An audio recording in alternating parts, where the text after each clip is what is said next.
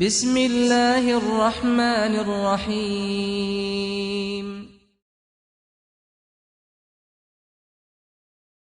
Assalamualaikum warahmatullahi wabarakatuh. Waalaikumsalam warahmatullahi wabarakatuh. Bismillahirrahmanirrahim. Alhamdulillahi rabbil alamin. Wassalatu wassalamu ala ashrafil anbiya'i wal mursalin Sayyidina wa maulana Muhammadin wa ala alihi wa ashabihil mujahidin at-tahirin, amma ba'du.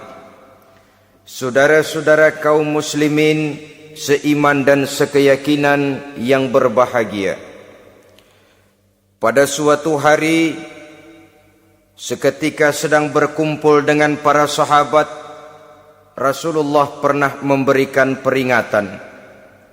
Beliau bersabda, yushiku an tada'a alaikumul umamu kama tada'al akalatu ala qas'atiha. Pada suatu saat nanti akan datang di tengah-tengah kamu, wahai umat Islam, di mana orang-orang lain di sekeliling kamu akan bersatu mengerubungi kamu seperti bersatunya orang-orang mengerubungi makanan di atas meja hidangan. Akan datang satu saat nanti di mana kondisimu dikepung sedemikian rupa, yang barat mau menerkam, yang timur mau menghantam, yang selatan mau menginjak-injak, yang utara pun akan menjelajah. Kondisimu seperti makanan di atas meja hidangan. Sebagian sahabat merasa heran dan terkejut, lalu mereka bertanya, amin qillatin nahnu yawma izin ya Rasulullah? Apakah jumlah kami pada waktu itu sedikit ya Rasul? Kami sampai dikepung sedemikian rupa? Beliau menjawab, bal antum yauma idzin katsir. Sama sekali tidak. Kamu tidak sedikit pada saat itu.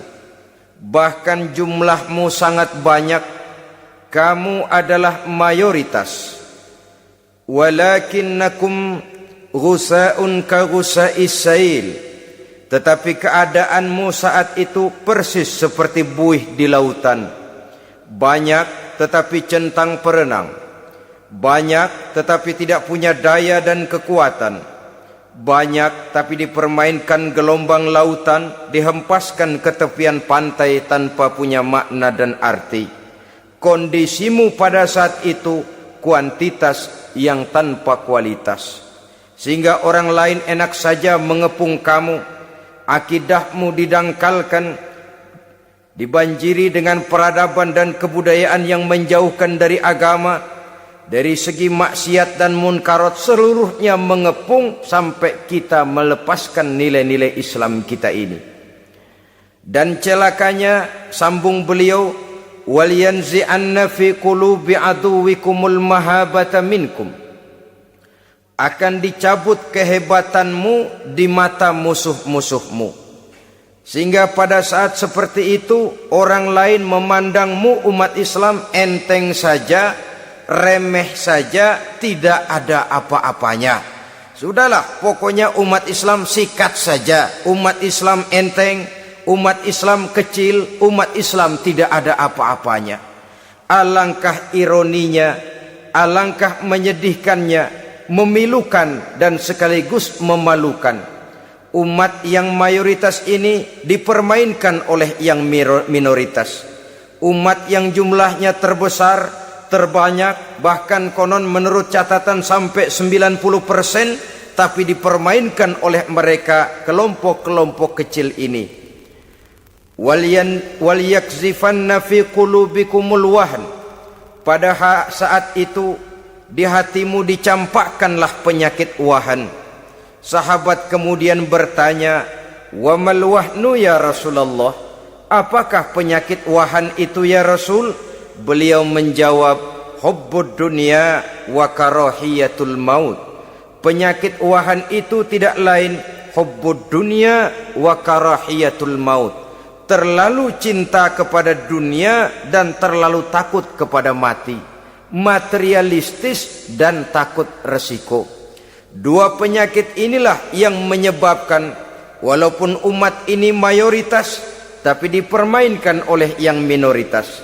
Walaupun dia golongan terbesar, tapi nasibnya seperti makanan di atas meja makan. Dari segala macam penjuru mau menghantam dia. Saudara-saudara kaum muslimin yang berbahagia, ini merupakan analisa sosial bahwa pada satu saat nanti akan terjadi di tengah-tengah umat di mana kita dihantam dan diserbu dari segala macam penjuru. Akidah didangkalkan, peradaban dan kebudayaan dirusak, makanan dan minuman diracuni, pakaian ditelanjangi dan lain sebagainya, sampai kita melepaskan nilai Islam yang kita cintai ini. Kondisi sosial ini satu saat akan datang kepada kita. Demikian analisa dan peringatan dari Rasulullah sallallahu alaihi wasallam. Marilah sekarang kita melihat, adalah benar bahwa di zaman sekarang kita insya Allah tidak akan mengalami perang Badar sehebat yang pernah dialami oleh Rasul dan para sahabatnya. Tetapi sesungguhnya perang yang kita hadapi di zaman sekarang ini tidak kalah hebatnya dengan perang Badar, tidak kurang dahsyatnya dengan perang Uhud, tidak kurang ngerinya dari perang Khandaq. Hanya saja yang kita hadapi sekarang ini bukan ujung pedang, bukan ujung tombak, bukan ujung panah. Yang kita hadapi sekarang ini adalah perang akidah, perang ideologi, perang mempertahankan keyakinan. Yang kalau kita kalah sekarang, kita memang masih beragama. Tetapi anak kita, cucu kita, generasi yang akan hidup 5, 10, 20, 30 tahun yang akan datang, wallahu a'lam bissawab. Islam, saudara-saudaraku, tidak mungkin hilang dari dunia. Tetapi tidak mustahil Islam gulung tikar dari desa kita.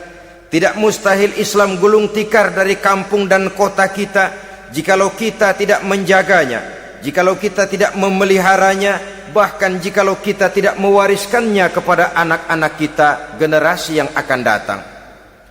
Marilah kita mengingat sejenak bagaimana Islam di Spanyol yang pernah jaya, pernah mewarnai daratan Eropa, dan yang sekarang hanya sekedar tinggal ceritanya saja. Ini pernah diperingatkan oleh Rasul dalam satu hadis, sayati ala ummati zamanun la yabqal Islam illa ismun wala minal Quran illa rasmun. Akan datang satu masa di tengah umatku di mana pada masa itu Islam ada tapi hanya tinggal sekedar namanya saja, dan Quran pun ada tapi cuma sekedar tinggal tulisannya saja.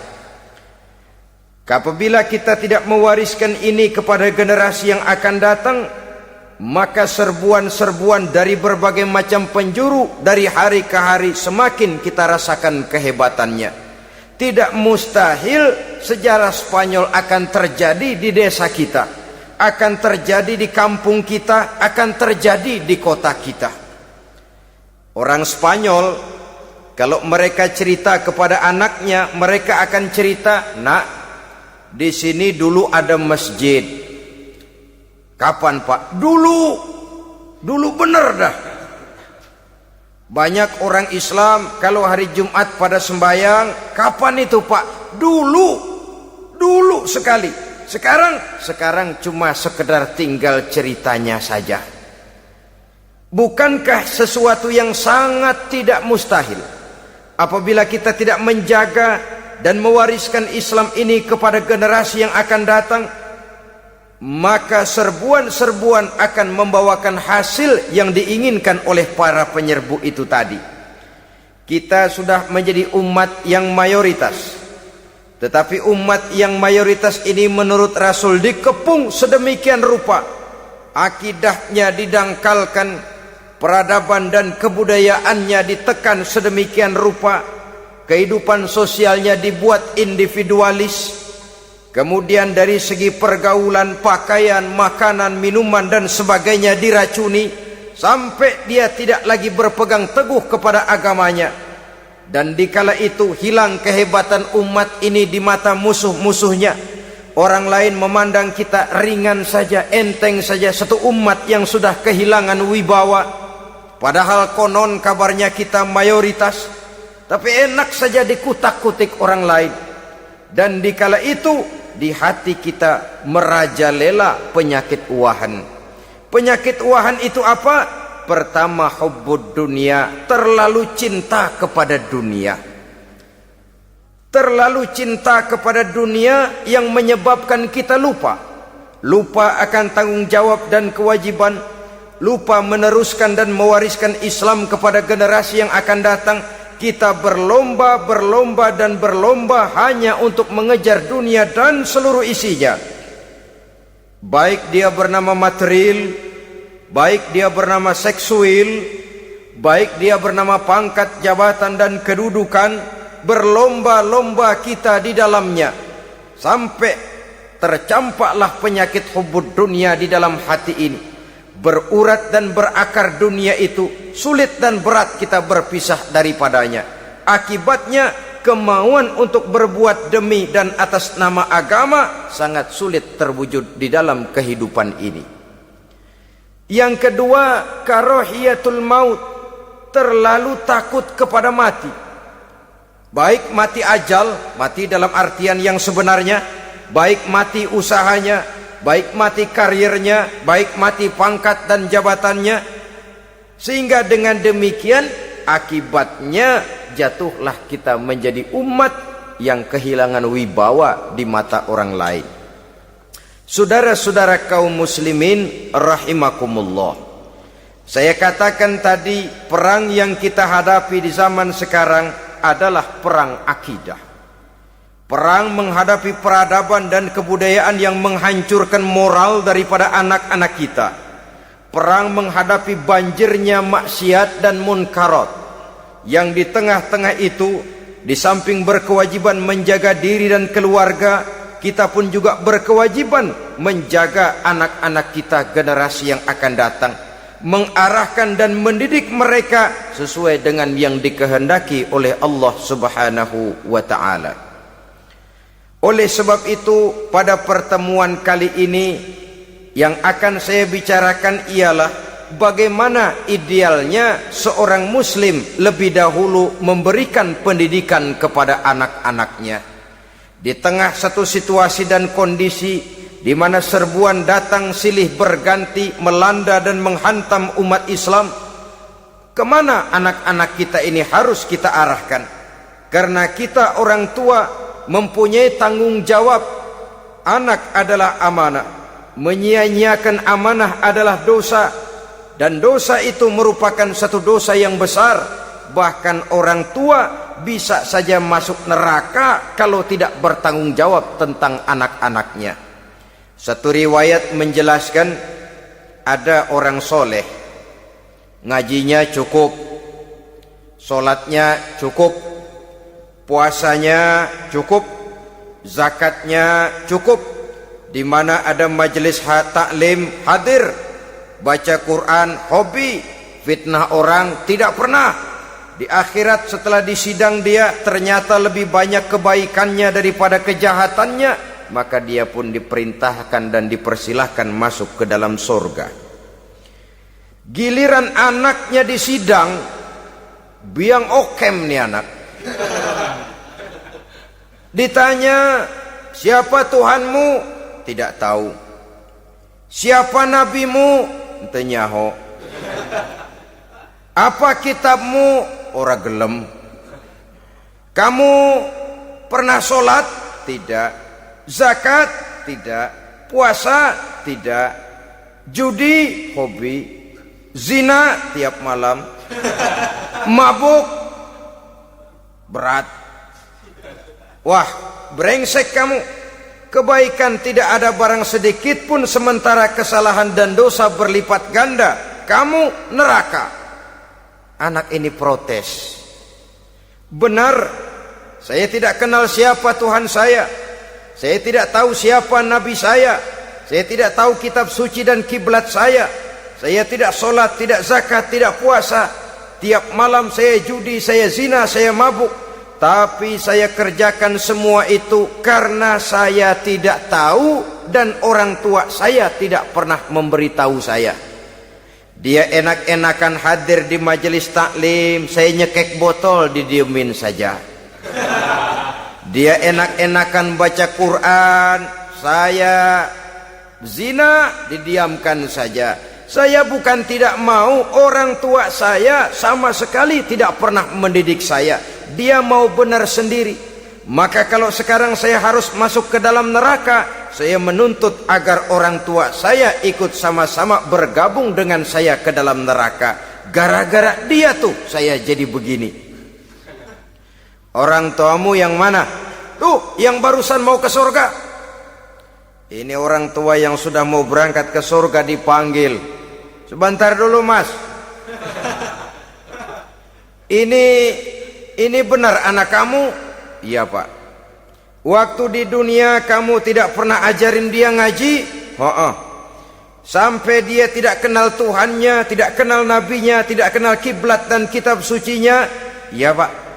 Dia tidak sholat, kamu diamkan saja. Dia tidak puasa, tidak zakat, kamu bersikap masa bodoh. Bahkan dia judi, dia zina, dia mabuk, kamu pun berdiam diri saja. Iya pak. Tahukah kamu bahwa anak ini adalah amanah? Menyia-nyiakan amanah artinya khianat, dan khianat adalah dosa yang sangat besar. Kamu tidak bertanggung jawab, maka kamu, anakmu gabung ke dalam neraka. Saudara-saudara kaum muslimin rahimakumullah, itu sebabnya Allah pesan benar-benar, ya ayyuhalladzina amanu qu anfusakum wa ahlikum nara. Hai orang-orang yang beriman, jaga dirimu dan keluargamu, istri, anak, orang-orang yang menjadi tanggung jawab dan kewajiban kita, jaga dan pelihara mereka dari api neraka. Saudara-saudara kaum muslimin, lalu kalau kita orang-orang tua yang hidup di zaman sekarang ini sudah sering beristighfar, mengurut dada, melihat situasi, membaca peta keadaan, konon tantangan yang akan dihadapi oleh anak-anak kita 15, 20, 25 tahun yang akan datang jauh lebih berat dari apa yang kita hadapi sekarang ini. Maka adalah wajar jika kita sebagai orang tua yang cinta kepada agama, cinta kepada anak-anak kita, berpikir untuk mewariskan nilai-nilai yang luhur ini kepada anak-anak kita generasi yang akan datang. Bagaimana pada mulanya kita harus mendidik mereka? Mari kita telusuri apa yang dicontohkan oleh Al-Quranul Karim. Orang-orang tua bijaksana yang diceritakan dalam Al-Quran, kalau sudah berpikir tentang anak-anaknya generasi yang akan datang, pendidikan pertama yang diberikan kepada anaknya ternyata adalah persoalan akidah. Nabi Ibrahim, pertanyaan yang paling merisaukan beliau buat anak cucunya ialah, ma ta'buduna min ba'di. Saudara bisa lihat surah Al-Baqarah ayat 133. Anak-anakku, kalau pada satu saat nanti aku, ayahmu ini sudah tidak ada lagi, meninggalkan kamu semua, meninggalkan kehidupan dunia ini, ma ta'buduna min ba'di, apa yang akan kamu sembah nak kalau ayah sudah tidak ada lagi? Jikalau ayahmu sekarang masih rajin ke masjid, melakukan rukuk dan sujud, i'tikaf dan membaca Quran, kalau satu saat ayahmu meninggalkan dunia ini, masihkah engkau mau ke dalam masjid? Masihkah engkau rukuk dan sujud? Masihkah engkau i'tikaf? Ma ta'buduna min ba'di, apa yang akan kamu sembah kalau aku ayahmu tidak ada lagi nak? Ditanamkan bukan hanya keyakinan bertauhid, sekaligus juga menyembah kepada Allah yang kita yakinkan dengan tauhid itu tadi. Bukankah berbeda dengan kita kebanyakan orang tua sekarang? Kita tidak pernah berpikir ma ta'buduna min ba'di. Kalau bapak tidak ada, kamu nyembah apa nak? Kita orang tua sekarang pagi-pagi malah berpikir ma ta'kuluna min ba'di. Kalau bapak enggak ada, kamu nanti makan apa nak? Bukan nyembah apa yang kita pertanyakan, bukan nyembah apa yang kita khawatirkan, makan apa nak? Maka yang dicari lalu sekolah-sekolah yang bonafit, yang tidak peduli apakah itu merusak imannya, mematikan akidahnya, menghancurkan keyakinannya. Yang penting ada jaminan hari depan bisa dapat lapangan kerja. Akibatnya berduyun-duyun orang-orang tua muslim menyekolahkan anaknya di sekolah-sekolah yang bukan Islam, yang nyata-nyata membahayakan akidahnya. Dididik dengan kultur dan budaya yang bertentangan dengan nilai-nilai agamanya. Bukankah ini berarti merelakan anak untuk dikafirkan? Bukankah ini artinya menyerahkan anak untuk ditulis menurut selera para pendidik yang tidak sesuai dengan nilai akidah yang dimilikinya? Mengapa kita tidak berpikir seperti Nabi Ibrahim yang sebelum memberikan pendidikan kecerdasan, sebelum pendidikan matematika, IPS, PSPB dan disiplin ilmu lainnya, yang pertama ditanamkan ma ta'buduna min ba'di. Kalau ayahmu tidak ada, kamu menyembah apa nak?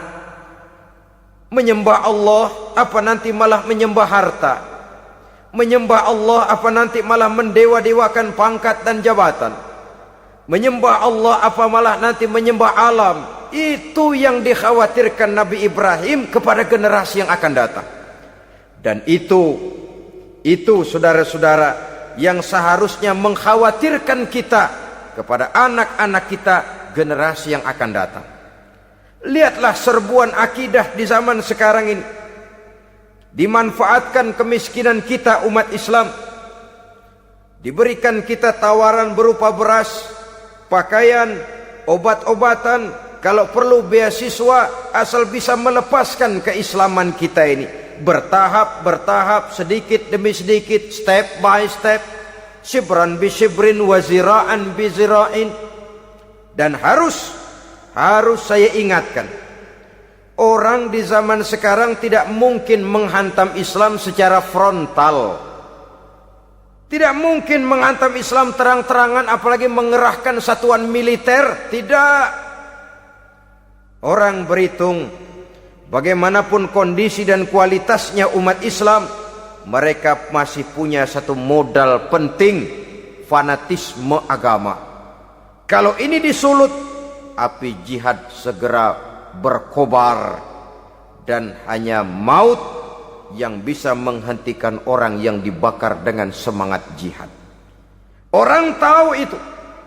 Betapa Uni Soviet kedodoran menghadapi mujahidin Afghanistan yang disulut oleh semangat jihad yang berkobar dengan persenjataan yang primitif ketimbang persenjataan Uni Soviet. Entah mereka pantang surut mundur ke belakang. Jadi jangan mimpi bahwa orang mau menghantam Islam ini dengan melarang pengajian, meruntuhkan masjid, menyegel pondok pesantren. Tidak. Melarang orang sholat. Tidak. Kalau perlu masjid diperbanyak, musola diperbesar. Tapi bikin itu masjid seperti museum. Besar, megah, mercusuar, tapi bikin seperti museum. Tempat orang kagum, tempat orang memuji, tapi sunyi dari nilai-nilai ibadah. Saudara-saudara kaum muslimin, untuk sampai kepada penghantaman akidah, jalan yang paling mudah dirintis sekarang ini secara bertahap dan sistematis, memisahkan umat Islam dari Islamnya. Biarkan mereka bernama Muslim. Biarkan di atas kartu penduduknya tertulis agama Islam. Tapi tanamkan budaya-budaya yang menyebabkan cara bergaul mereka, cara berumah tangga mereka, cara bertetangga mereka, sampai kepada cara mereka berpakaian, cara mereka bergaul, cara mereka makan dan minum, cara mereka mendidik dan menyekolahkan anak, sama sekali tidak lagi mencerminkan nilai-nilai yang islami. Itu sudah satu usaha yang paling praktis, memisahkan umat Islam dengan Islamnya.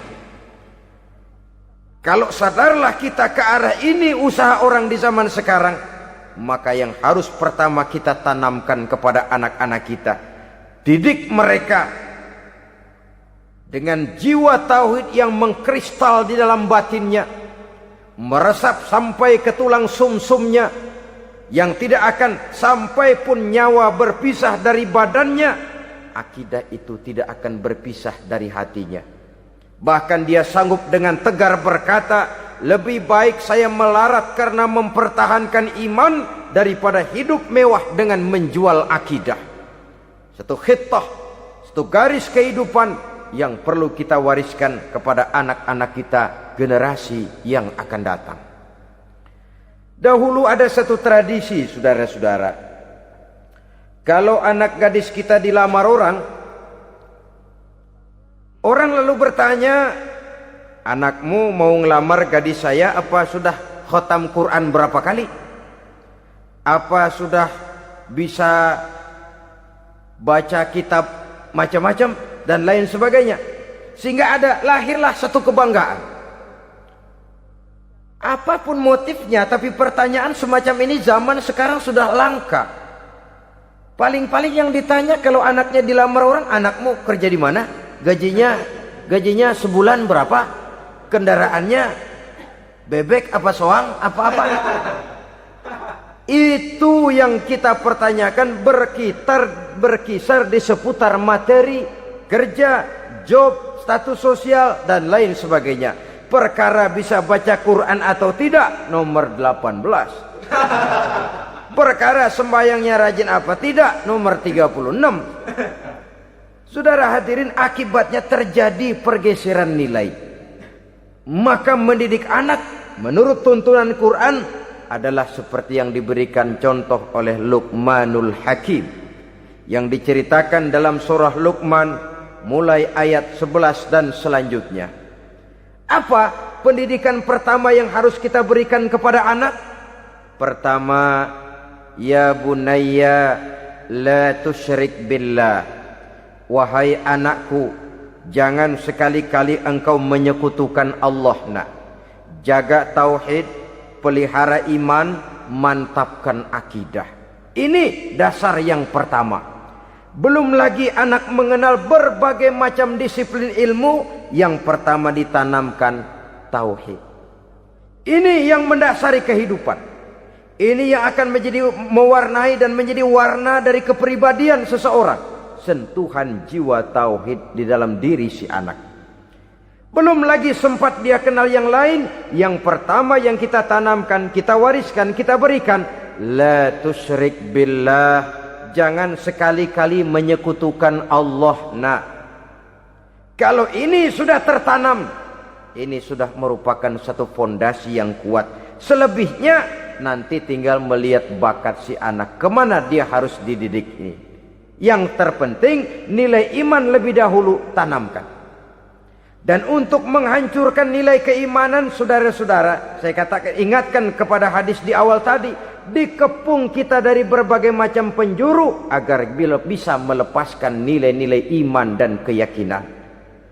Proses pendangkalan akidah, ditanamkan keraguan kepada agama, ditanamkan rasa malu beragama, sholat malu, baca Quran malu, berangkat ke masjid malu, pakai jilbab malu. Ditanamkan rasa malu beragama, sehingga bertahap sedikit demi sedikit kita mulai berpisah dengan kehidupan beragama. Ditanamkan hal yang sedemikian rupa dari berbagai macam penjuru. Dihantam akidah, akidah kuat, dihantam dari segi peradaban dan kebudayaan. Diperbanyaklah peradaban dan kebudayaan yang bukan mendekatkan kita dengan agama, malah mendekatkan kita dengan neraka.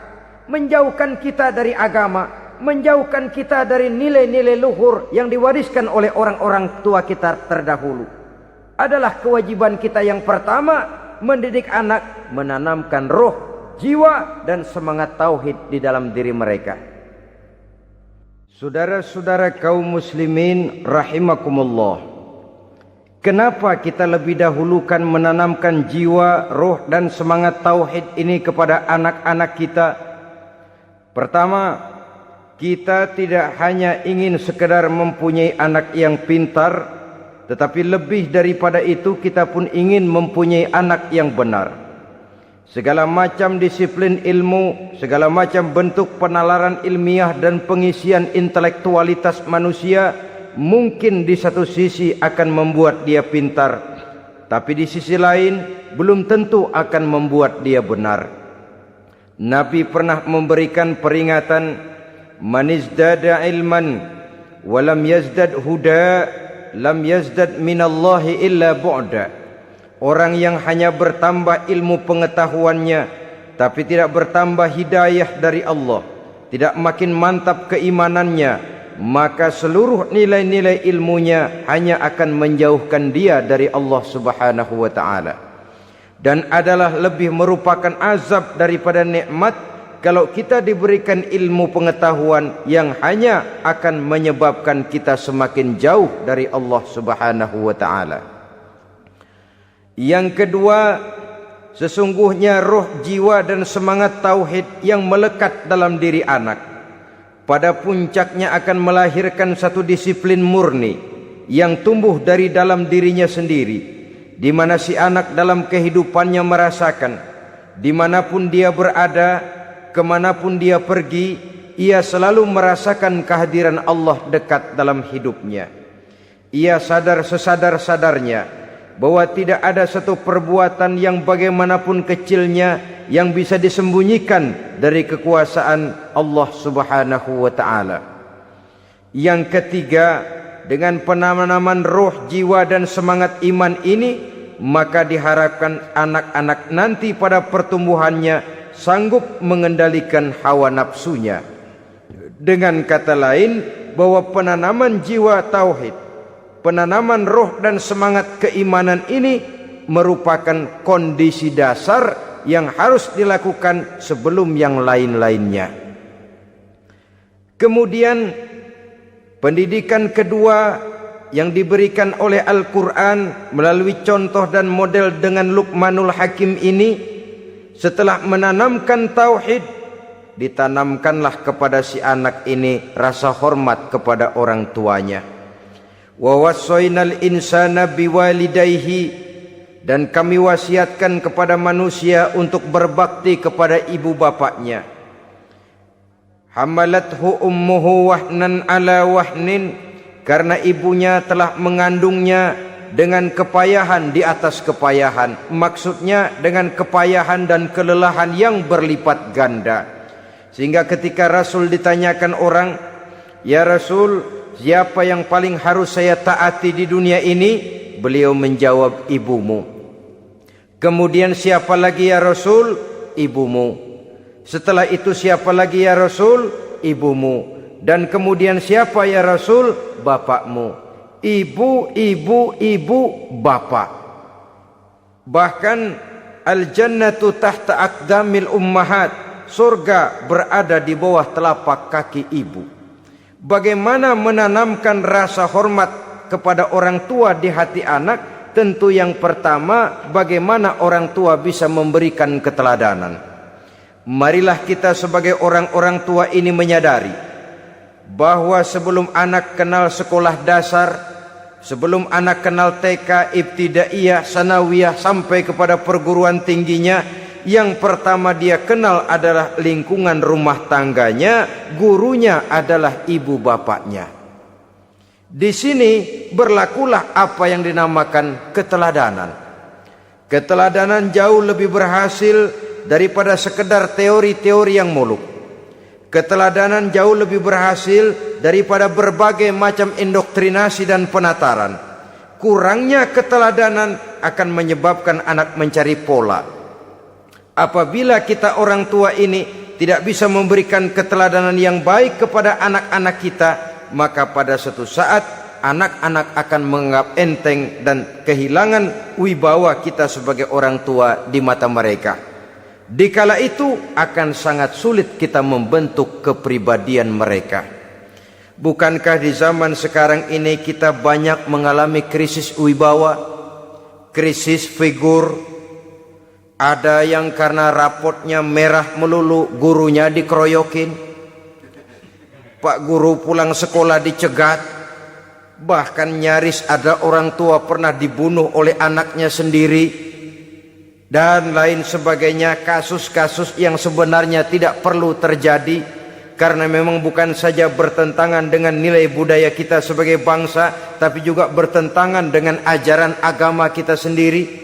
Krisis wibawa, krisis figur, yang juga akibatnya harus kita sadari banyak faktor yang membentuk kepribadian anak. Pergaulannya, yang dibacanya, yang ditontonnya, yang disaksikannya di dalam kehidupan. Benar kita menyekolahkan mereka, tapi berapa jam mereka di sekolah? 6 jam, 7 jam paling lama. Sedangkan mereka hidup satu hari satu malam 24 jam. Kalau cuma 7 jam di sekolah, ini berarti lebih banyak dia di luar sekolah. Dan di luar sekolah itu artinya ya rumah tangganya, ya temannya, ya lingkungan di mana dia tinggal, yang seluruhnya sangat besar pengaruhnya dalam ikut membentuk kepribadian anak-anak kita. Saya katakan tadi, di samping kita menghadapi perang akidah, kita pun berhadapan di dalam perang menghadapi peradaban dan kebudayaan yang bukan saja menjauhkan kita dari agama, tetapi sanggup menghancurkan moral daripada anak-anak kita. Secara pribadi, saudara-saudara, saya iri, saya kagum misalnya dengan kemajuan yang diperoleh oleh negara tetangga kita, Jepang misalnya. Padahal tahun 45 ia pun hancur lebur oleh meledaknya atom di Hiroshima dan Nagasaki. Tapi bagai satu tenaga raksasa kemudian Jepang bangkit menjadi satu negara superpower di Asia. Bahkan gurunya saja Amerika sekarang ini kewalahan menghadapi perang dagang dengan Jepang ini. Dan yang menarik, Jepang bisa maju dan modern dengan tetap menjadi Jepang, tanpa harus kehilangan identitasnya sebagai satu bangsa, tanpa harus kehilangan kepribadiannya sebagai satu bangsa. Sebagai negara yang sedang berkembang, kita sering latah.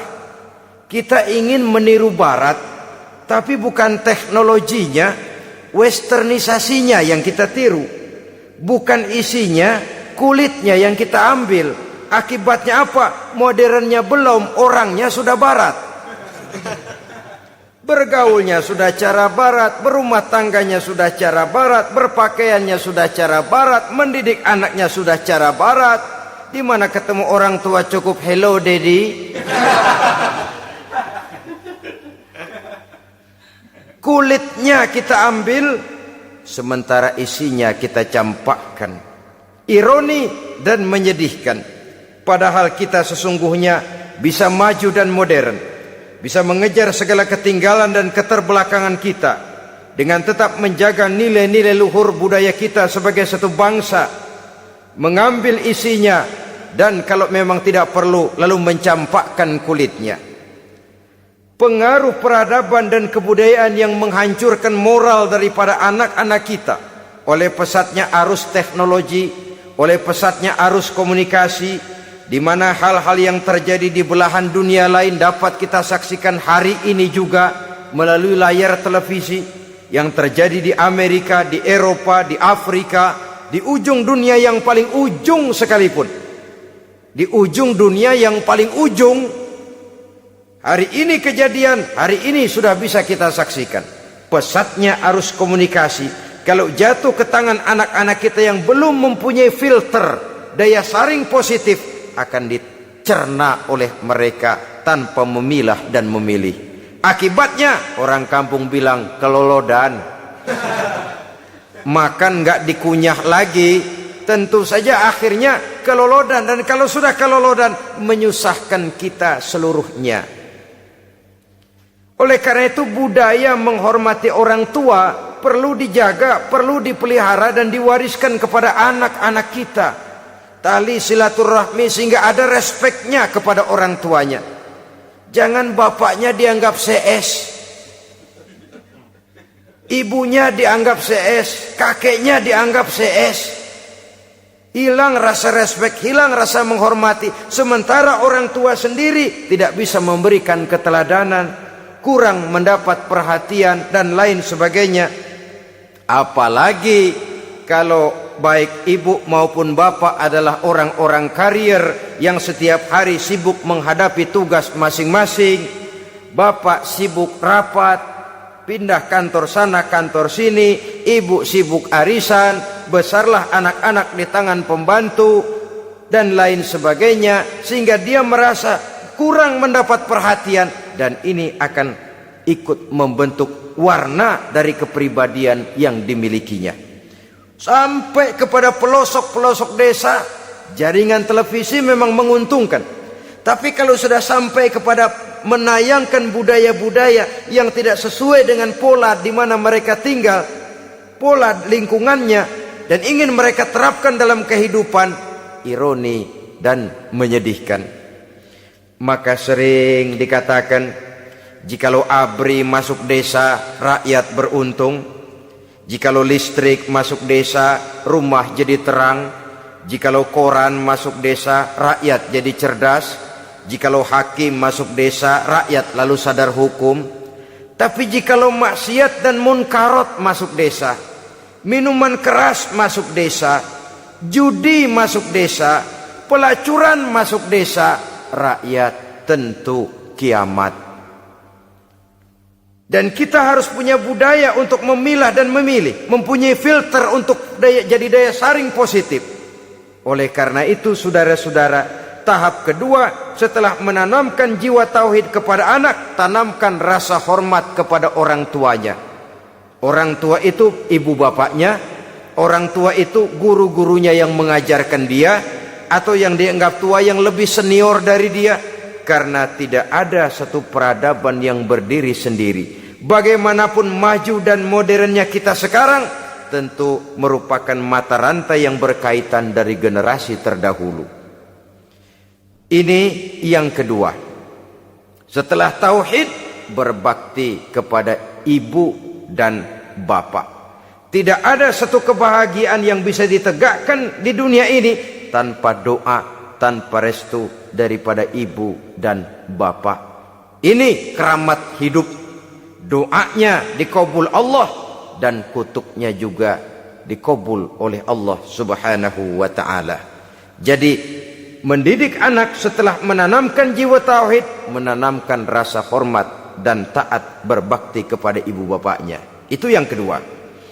Kemudian yang ketiga, melalui model Luqman, Quran mendorong kita untuk mendidik anak, menanamkan etika otonom. Apa itu?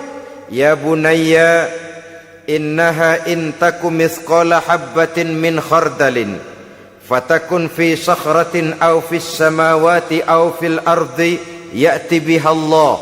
Wahai anakku, sesungguhnya kalau ada satu kebaikan yang kamu kerjakan, kecil, tidak nampak oleh pandangan mata yang zahir, yang kecil itu tersembunyi di puncak langit, di dasar bumi yang paling dalam, atau di tengah batu hitam sekalipun, Allah pasti mengetahuinya dan pasti akan memberikan balasan yang seadil-adilnya. Pendidikan apa ini? Pendidikan moral, menanamkan etika otonom. Nah, kau berbuat baik jangan karena dilihat orang. Kau tidak mau melakukan kejahatan jangan cuma karena ada polisi. Kalau ada polisi kau tidak mau jahat, kucing juga begitu. Coba lihat kucing, taruh ikan asin di piring kaleng, tongkrongin. Aduh, kucing kalem, sopan, tenang. Sedikit kita lengah, habis ikan digarap. Tapi ditanamkan satu kesadaran, kemanapun kau pergi, apapun yang kau kerjakan, tersembunyi di tengah batu, di dasar bumi, di puncak langit, Allah pasti tahu. Dalam bahasa yang ringan, nak, kita ini diawasi oleh 2 hiperkomputer yang maha sensitif, produksi langit, mereknya Rokib dan Atid. Itu komputer yang sangat peka dan sensitif. Jangankan kita berbuat, kita berniat baik saja, komputer sudah nyatat sendiri. Inilah yang orang sekarang namakan waskat, nak, pengawasan malaikat. Kalau hidup sudah merasa diawasi oleh malaikat, waskat berhasil. Tapi kalau waskat sudah diawasi malah nekat, itu yang gagal. Atau yang diawasi dan yang mengawasi sama-sama sepakat, itu juga bisa cincai. Saudara-saudara kaum muslimin rahimakumullah, waskat dalam pengertian kita muslim, bagaimana hidup ini merasakan diawasi oleh malaikat. Intelektualitas yang tinggi sekalipun, IQ yang nilainya plus sekalipun, disiplin ilmu yang bagaimanapun banyak yang memenuhi benak kita, tanpa diiringi oleh etika otonom, orang sering mencari celah dan kesempatan. Mencari celah dan kesempatan. Tapi kalau sudah merasa, kemanapun saya pergi, dimanapun saya berada, kebaikan bagaimanapun sekecilnya saya lakukan, toh Allah pasti akan memberikan balasan. In khairan fa khairun, wa in syarran fa syarrun. Jikalau baik, baik balasan yang kita terima. Jikalau jahat, jahat kejahatan yang kita terima. Kalau sudah ke arah ini kita berpikir, maka sesungguhnya kalau kita berbuat baik kepada orang lain, hakikatnya kita sudah berbuat baik kepada diri kita sendiri. Lalu tidak ada merasa rugi berbuat baik kepada orang, karena manakala dia melakukan kebaikan kepada orang lain, artinya dia sudah berbuat baik untuk dirinya sendiri. Jadi setelah tauhid, kemudian berbakti kepada ibu bapak, yang ketiga baru pendidikan tentang akhlak, tentang moral. Pola ini yang sering terlupakan oleh kita, bahwa bagi kita itu pendidikan tidak lain upaya mencerdaskan otak anak. Jangan sampai sebab ini kelihatannya pembangunan makin maju, persaingan hidup makin tajam, tensi ekonomi semakin tinggi, sementara jumlah tenaga kerja dengan lapangan kerja yang tersedia jauh dari mencukupi. Jikalau tidak membekali anak dengan pendidikan yang menunjang lapangan pekerjaan, orang tua khawatir, takut sekali anaknya jadi gelandangan. Dikhawatirkannya kehidupan dunia ini, sementara dia lupa kalau anaknya bisa jadi gelandangan di akhirat. Padahal selama-lamanya gelandangan di dunia paling seumur manusia itu 60 tahun, 70 tahun lah umur orang sekarang. 70 itu sudah luar biasa itu.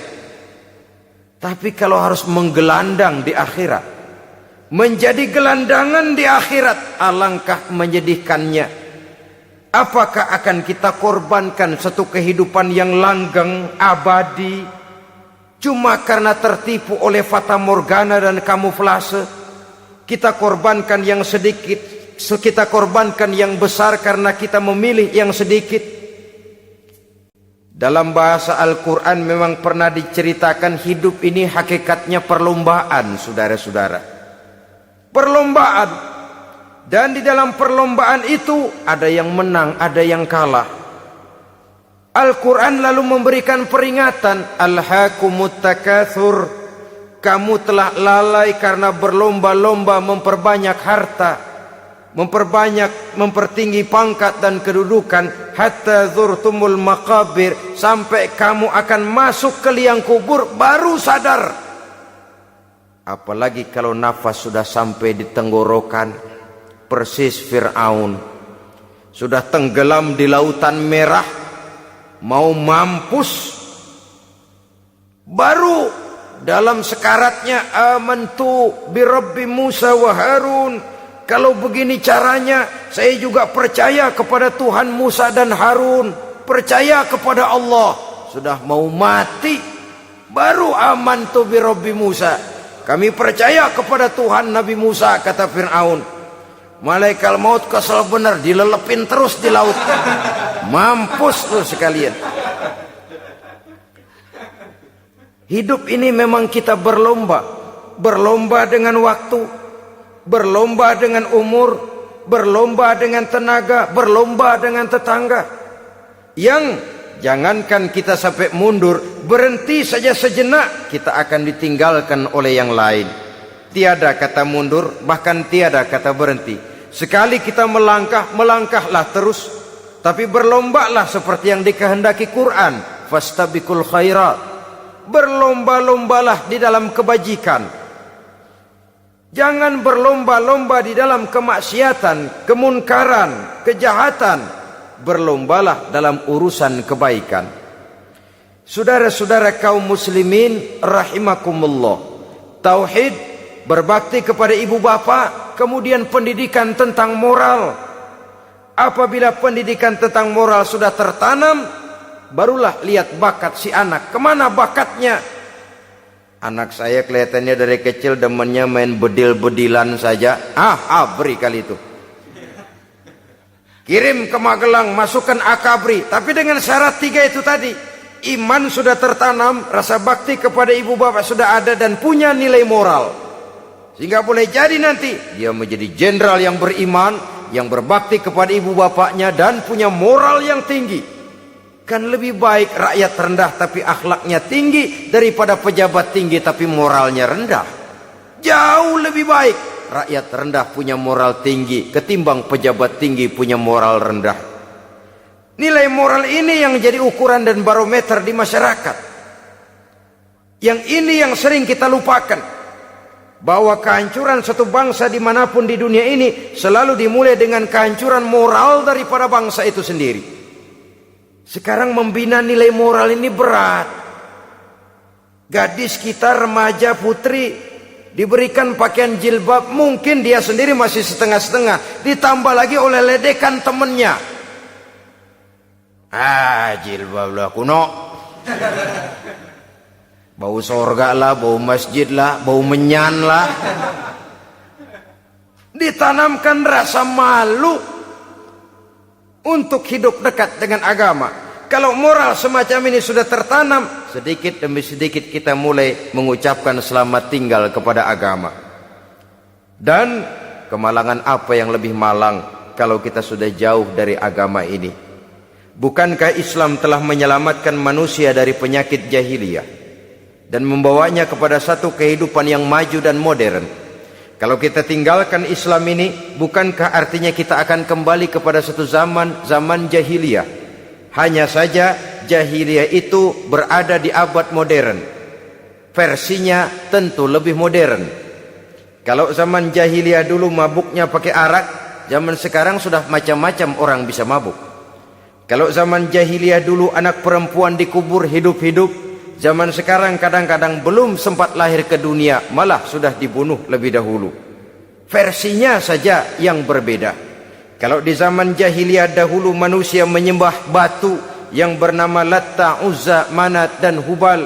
Di zaman jahiliyah modern sekarang ini, orang sering menyembah kepala bagiannya, sering menyembah atasannya, sering menyembah komputer, sering menyembah teknologi modern yang lebih diyakininya daripada Allah sebagai keyakinan sentral di dalam hidupnya.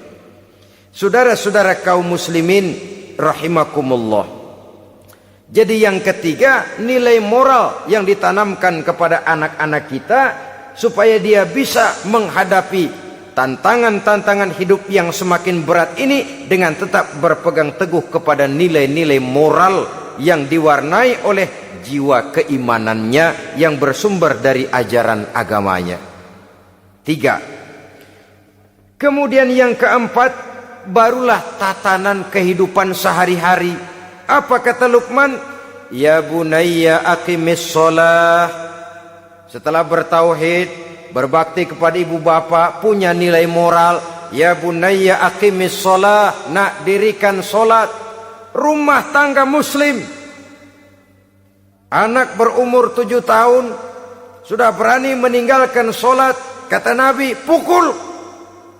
Bukan untuk menyakiti, untuk mendidik. Karena sayang kepada anak. Saudara-saudara, kita khawatir betul kepada anak. Kalau dia pulang dari sekolah, buru-buru kita sebagai orang tua bertanya, sudah makan nak? Sudah istirahat nak? Tapi jarang kita sebagai orang tua melontarkan, sudah sholat nak? Bahkan kita bisa memberikan sugesti kepada anak. Nah, kalau kau naik kelas 1 sampai naik ke kelas 2, bapak beliin sepeda. Tamat SD nak, motor. Tamat SMP nak, ke Bali kita. Tamat SMA nak, Singapura. Saudara-saudara, tapi kalau untuk urusan sholat misalnya, kita tidak pernah memberikan sugesti kepada anak-anak kita. Nah, kalau kau hafal Fatihah lengkap dengan artinya, bapak beliin sepatu. Nah, kalau kau bisa sholat dengan baik, cukup syarat rukunnya, bapak beliin sepeda. Ada rangsangan, ada sugesti yang membuat anak lebih tergerak untuk hidup dalam suasana keagamaan. Ya bunayya aqimis sholah, nak dirikan sholat. Sebab ini sandaran vertikal yang paling langsung antara manusia dengan Tuhannya. Menyadari bahwa sepanjang yang bisa dilakukan oleh manusia hanyalah berusaha, dan kepastian sepenuhnya ada di tangan Allah. Dengan solat kepribadianmu diperteguh, dengan solat sandaran vertikalmu kepada Allah diperkuat. Dan pada waktunya nanti Al-Quran memberikan bimbingan, hendaklah minta tolong kepada Allah dengan sabar dan tetap mendirikan solat. Ya bunayya aqimis sholat. Setelah itu, wa'mur bil ma'rufi wanha 'anil munkar. Tegaklah membina yang ma'ruf, tegaklah mencegah yang munkar. Ini sikap hidup sudah. Solat tadi tugas hidup. Lalu sikap hidup tampil di tengah masyarakat, membina yang ma'ruf, mencegah yang munkar sesuai dengan kesanggupan masing-masing. Bukankah setiap kita kepingin punya anak yang bermanfaat, setidaknya bagi keluarganya, syukur kalau bisa bagi lingkungannya, bagi masyarakat, bangsa dan negaranya. Dan satu di antara tanda orang yang bermanfaat, kalau dia bisa hidup menjadi penganjur yang ma'ruf dan pencegah yang munkar. Dan itu kalau tidak ada hidayah, sulit orang mau melaksanakan itu. Sebab apa? Ada kecenderungan belakangan ini di mana agama dianggap urusan pribadi. Sehingga orang lalu sering bilang, jangan bawa-bawa agama dah, itu kan bukan urusan agama. Ini sudah ciri berpikirnya sekuler. Jangan bawa-bawa agama. Agama urusan pribadi, artinya orang mau sholat mau enggak, jangan bilang apa-apa dah. Urusan dia sendirian. Dia mau puasa dia enggak, merdeka saja, urusan pribadi. Agama bukan persoalan pribadi. Apalagi jikalau sudah menyangkut amar ma'ruf dan nahi munkar. Siap menegakkan yang baik, mencegah yang munkar untuk tegaknya satu masyarakat yang diwarnai oleh kebaikan dan terhindar dari segala macam kejahatan. Dan terus ayat-ayat selanjutnya mencerminkan sikap hidup. Namun yang intinya, cara mendidik anak yang baik yang dicontohkan oleh Al-Quran dengan Luqmanul Hakim sebagai model. Pertama, tanamkan tauhid. Yang kedua, tanamkan rasa hormat dan berbakti kepada ibu bapaknya. Yang ketiga, tanamkan moral, nilai akhlak yang tinggi. Setelah itu yang keempat, biasakan hidup dalam suasana keagamaan. Kontrollah sholatnya, kontrollah baca Qur'annya, kontrollah puasanya di bulan Ramadan. Ajaklah anak-anak sholat berjamaah, sehingga dengan demikian dia terbiasa oleh satu suasana yang mendekatkan dia dengan nilai agamanya. Dari sana diharapkan nilai-nilai ilmu yang didapatnya dari bangku sekolah akan menciptakan keseimbangan dengan yang ditanamkan oleh orang tuanya dalam bentuk yang dijelaskan oleh surah Luqman itu tadi. Sehingga apabila keseimbangan ini terwujud, akan menjalin keseimbangan dalam pola berpikir, dan keseimbangan dalam pola berpikir akan melahirkan keseimbangan dalam perbuatannya. Terwujudlah kita harapkan insan yang fid dunya hasanah wa fil akhirati hasanah. Inilah harapan kita semua. Mudah-mudahan Allah memberikan kekuatan kepada kita untuk mewariskan nilai-nilai yang baik kepada generasi yang akan datang, sehingga esok harus lebih baik daripada hari ini, dan lusa harus lebih baik daripada hari esok. Terima kasih atas perhatian saudara. Mohon maaf atas segala kekurangan. Usikum wa nafsi bitaqwallah. Wassalamualaikum warahmatullahi wabarakatuh.